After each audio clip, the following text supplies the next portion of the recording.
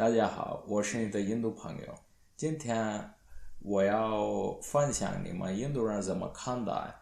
乌克兰和俄国的战争。如果你们需要知道印度的外交政策，你们需要知道印度的历史。印度获得自由后，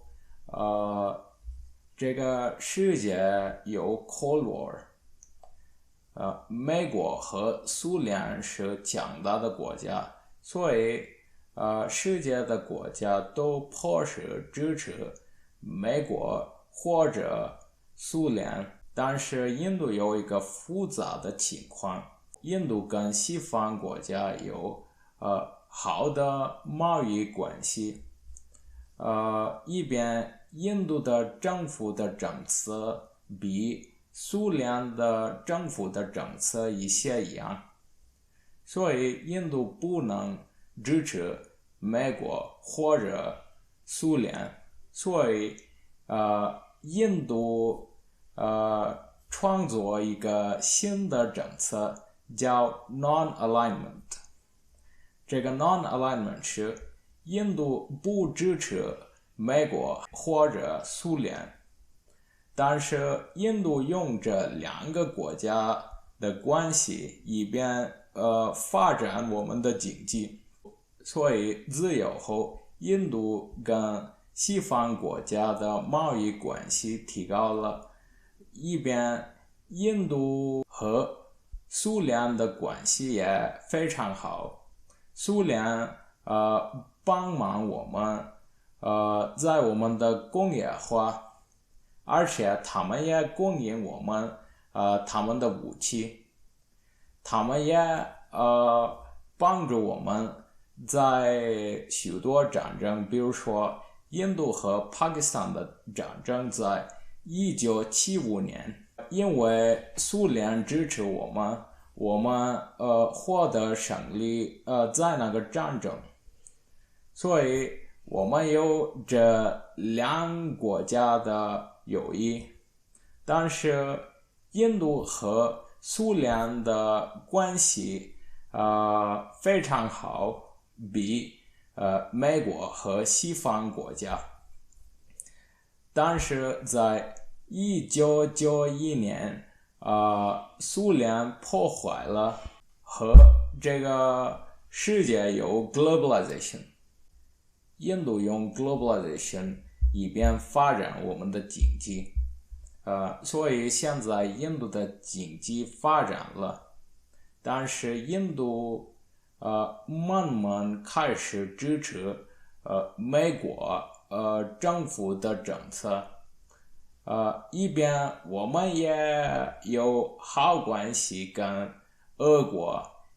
因为我们继续购买俄国的武器，所以印度用这两个国家一边发展我们的经济。但是莫迪成总理后，印度慢慢开始支持美国，所以印度和美国的关系提高了。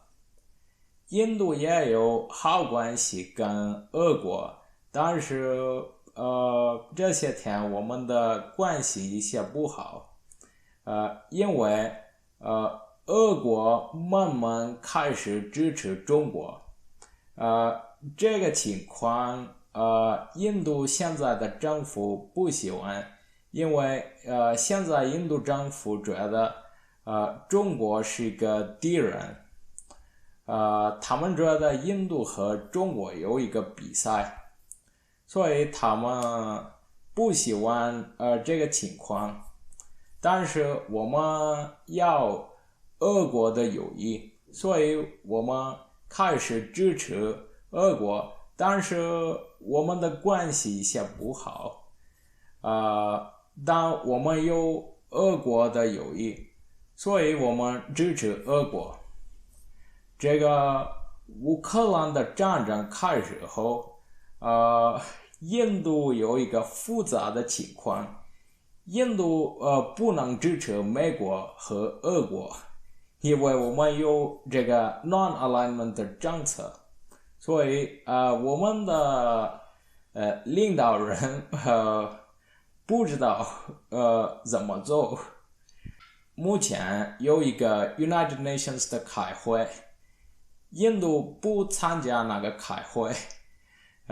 所以印度不支持美国，一边印度不支持俄国，这是我们的政策，我们的外交政策，不支持美国和不支持俄国，但是我们有这两个国家的支持，以便发展我们的经济。但现在美国和俄国的关系非常非常不好，所以印度的情况呈复杂。